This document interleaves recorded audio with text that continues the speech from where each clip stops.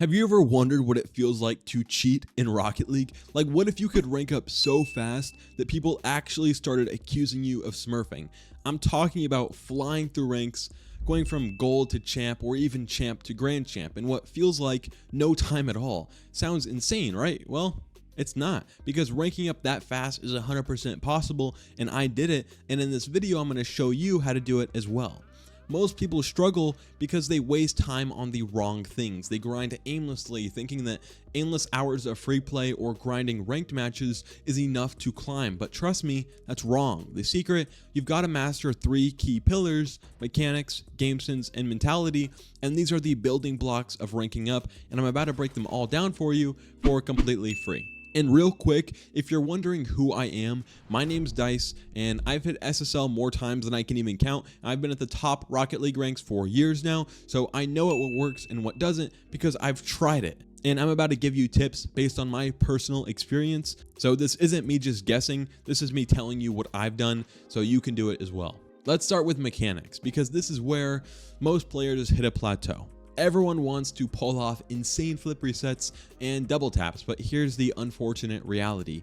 You don't need crazy mechanics to rank up. What you need are clean, consistent mechanics that work in every game and in every situation. And think about it. How many times have you seen someone in your rank attempt some crazy freestyle mechanic only to completely whiff and leave their net wide open for a counterattack? And that's what I mean when I say people focus on the wrong things. You're not ranking up because you can hit the occasional ceiling shot. You're ranking up because you can do the fundamentals better than anyone else at your rank. So what should you even focus on? First and foremost, fast aerials. This one is a non-negotiable. If you can't get into the air quickly and beat your opponents to the ball, you're always going to be one step behind everyone else. Practice fast aerials until they're pretty much second nature, because they'll save you on defense and give you a huge edge on offense. Next, let's talk about flicks.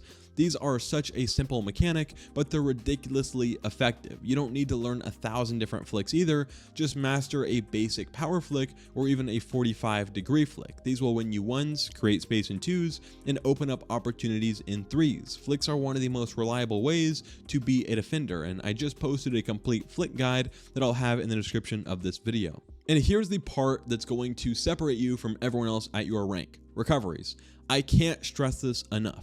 Recoveries are game changing. The faster you can get back into position after a play, the more pressure you can apply to your opponents. Wave dashes, half flips, and proper landings are all part of this. If you're landing on your roof after every aerial, you're wasting really valuable seconds that your opponents will take advantage of. Fix your recoveries and you'll instantly feel way more in control of the game. And here's another big one: control your car too. I see way too many players just hit the ball as hard as they can every chance they get. That's not control, that's just panicking. Instead, practice taking soft touches, dribbling, and controlling the ball in really tight spaces. And the more comfortable you are with the ball in your car, the more options you'll have in every play. Another huge tip is to stop wasting time in free play. Don't just drive around chasing the ball aimlessly. Use that time to work on specific scenarios you'll actually see in games. Practice wall reads, soft touches, maybe redirects. Imagine real in-game situations and just try to replicate them in free play, and that's how you turn practice into actual results. Now let's address the elephant in the room: mechanics. Look, I'm not saying you should never learn them. I legit have tutorials for the insane mechanics, the MacDuff reset, the triple flip reset, the musty, but they're not going to carry you through ranks. If you're in gold or plat, you shouldn't even be thinking about advanced mechanics yet. Focus on the basics, get those locked in, and then once you hit Grand Champ, we can talk. Let's move on to what I consider the most underrated yet most important aspect of ranking up: game sense. This is the part of Rocket League where most players get completely stuck, because you can have all of the mechanics in the world, but if you don't understand how to position yourself, how to rotate properly, or even how to read the game, you're going to stay in the exact same rank year after year after year. So let's just break it down. First of all, what even is game sense? Game sense is your ability to understand what's happening on the field and make smart decisions based on that understanding. It's knowing where to be, when to challenge, and when to rotate out. And the best part, you don't need to be mechanically gifted to develop insane game sense, which is why really good players like Flakes and Squishy and Scrub Killer and Lethamir can go undercover and get SSL without using any mechanics. And the first thing you need to master is positioning if you want to get to this level. If you're the type of player who's always chasing the ball, I'm speaking to you specifically. Ball chasing is one of the easiest ways to lose a game because it leaves your team completely out of position. Instead, focus on positioning yourself where you have the most impact for your team. Let me give you a really quick example. Say your teammate is going for a challenge in the corner. Instead of following them into the same corner and playing in a very poor position, position yourself in the middle of the field or even slightly back. That way, if the ball gets cleared, you're ready to cover that option. Or if your teammate wins the challenge, you're in a perfect spot to take the next possession. Good positioning is all about reading the play and anticipating where the ball is going to go next. Anyone that watches really high-level players notices that they're rarely ever chasing the ball. Instead, they're always in spots where the ball is going to be. That's the level of awareness you need to develop if you're actually serious about ranking up and improving. Next up on the list here is rotations. This is another area where most players struggle, and honestly, it's what separates the top 0.01% from everyone else. A proper rotation means you're always ready to support your teammates, whether that's on offense or even defense. The key to rotations is understanding your role at any given moment. Are you the first man? Then your job is to challenge the ball and force a bad touch from the opponent. Are you the second man? Then you're there to clean up the play and keep the pressure on. Are you the third man? Your job is to stay back and protect the net while your teammates attack. The problem most players have is that they either don't know their role or they refuse to play it. For example, if you're the third man and you dive in for a challenge just because you feel like it, you're leaving your net wide open for a counterattack, and that's how games get thrown. Here's a cue that will immediately improve your rotations. Watch your teammates.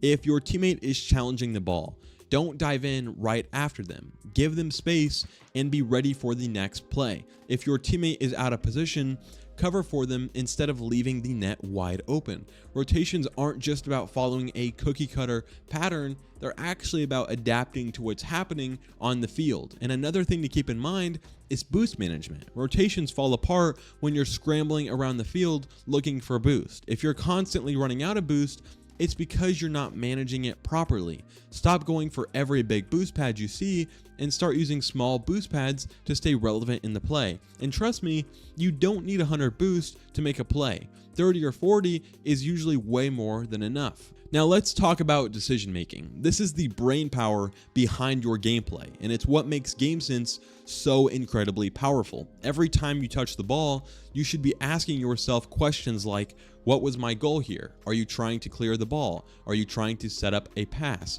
Are you trying to waste time and maintain possession? A lot of players make the mistake of just hitting the ball for the sake of hitting it. They see the ball, they hit the ball. Sometimes the smartest play is just to fake a challenge and to force your opponent to panic. Other times, it's better to keep the ball close and dribble it rather than booming it downfield, just giving away possession. And here's something I wish someone told me when I was trying to rank up. Watch replays of your games. And I know I say it pretty much every video. It sounds so boring. It pretty much is boring, but it's one of the fastest ways to improve your game sense. When you watch your replays, focus on the decisions you're making and ask yourself, was that the best play I could have made? You'll start to notice patterns and mistakes that you wouldn't have caught in the heat of the moment. And on the topic of replay reviews, I offer personalized replay reviews. If you're in a position where you watch your replays but you don't know what you're doing wrong, having a higher rank like me can be very helpful for getting a better objective perspective at your game. I also wanted to note that a lot of people have this crazy misconception that game sense is something you develop over time or overnight, but it's actually the opposite. If you focus on just mechanics and just try to naturally learn positioning and rotations and decision making, you'll start to notice that your game sense will be lacking. And like I said earlier, a huge chunk of people get stuck because of this misconception. Once your game sense is on point, you'll be winning games, not just because of what you can do with the ball, but because you're literally outsmarting your opponents at every turn because they made the dumb mistake of skipping game sense. By now, we've talked about mechanics and game sense, the two main pillars of improvement in Rocket League, but there's one small final piece that can make or break your progress, and that's your mentality. Now, I know what you're thinking. Oh, great, another lecture about staying positive and not tilting. And yeah, while those things are actually pretty important, we're not even going to go over that. Instead, I want to focus on the practical side of mentality, the things that actually matter when it comes to ranking up. Let's start with one of the biggest mentality killers, blaming your teammates. And look, I get it. We've all had games where our teammates seem like they've never even touched a controller before. They miss open nets, whiff every challenge, and double commit like they're literally being paid to lose. It's frustrating, but blaming your teammates for every loss is one of the fastest ways to stall your improvement. Here's the really harsh truth that you probably don't want to hear. Your teammates aren't the problem. Even if they're playing like bots, you're the only consistent factor in every single game you play. If you're losing game after game after game, it's not because you keep getting unlucky with bad teammates, it's because there's something in your own gameplay that needs fixing. And the sooner you actually accept that, the faster you'll improve. Now, let me address something that you probably weren't expecting in this video: having fun.